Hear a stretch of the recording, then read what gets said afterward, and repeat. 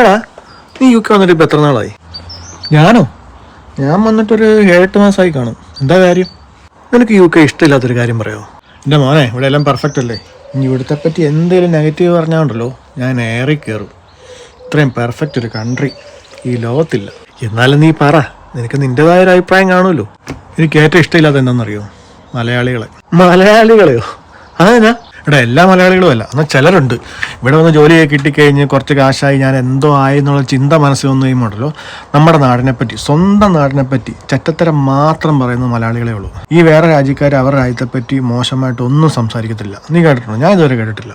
പക്ഷെ നമ്മൾ മലയാളികൾ നമ്മുടെ നാടിനെപ്പറ്റി ചെറ്റത്തരം മാത്രമേ സംസാരിക്കുള്ളൂ. നാടിനെപ്പറ്റി പറയുമ്പോൾ തുടങ്ങും, നമ്മുടെ നാട്ടിലെ റോഡുകളെ നോക്കൂ, ഇവിടുത്തെ റോഡുകൾ നോക്കൂ എന്നും പറയാൻ തുടങ്ങി. പിന്നെ നാടിൻ്റെ കുറ്റം മാത്രമേ ഉള്ളൂ.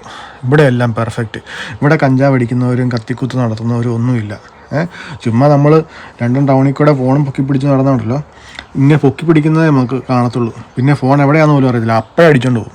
നാളെ ഇവർക്കൊരു അസുഖം വന്നാലോ എടുത്തോണ്ട് ഓടും, കെട്ടും കിടക്കെ എടുത്തോണ്ട് നാട്ടിലോട്ട് ഓടും, അവിടുത്തെ ചികിത്സ നല്ലതെന്നും പറഞ്ഞുകൊണ്ട്. പക്ഷെ എന്നാലും അവർ ന്യായീകരിക്കും. ഇവിടെയാണ് അവർ, മലയാളി എവിടെ ഏത് രാജ്യത്താണോ ആ രാജ്യമാണ് അവർക്ക് സ്വർഗം.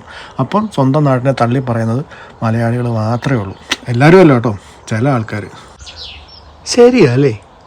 ഞാൻ ഡൗട്ട് ചോദിക്കട്ടെ, നീ കുറച്ച് മലയാളികൾ എന്ന് പറഞ്ഞല്ലോ, ഈ കുറച്ച് മലയാളികൾ എങ്ങനെയാണ് തിരിച്ചറിയുന്നത്? അത് സിമ്പിളല്ലേ. നീ ഇപ്പോൾ ഈ വീഡിയോ അപ്ലോഡ് ചെയ്യല്ലേ, ഈ അപ്ലോഡ് ചെയ്യുമ്പോൾ ഉണ്ടല്ലോ, ഈ വീഡിയോയുടെ താഴെ കമൻറ്റിലുണ്ടല്ലോ കുറേ എണ്ണങ്ങൾ എന്നെ തെറി വിളിക്കാനും എന്നോട് ചെറ്റത്തരം പറയാൻ വേണ്ടി വരും. അവന്മാരെ നോട്ട് ചെയ്താൽ മതി.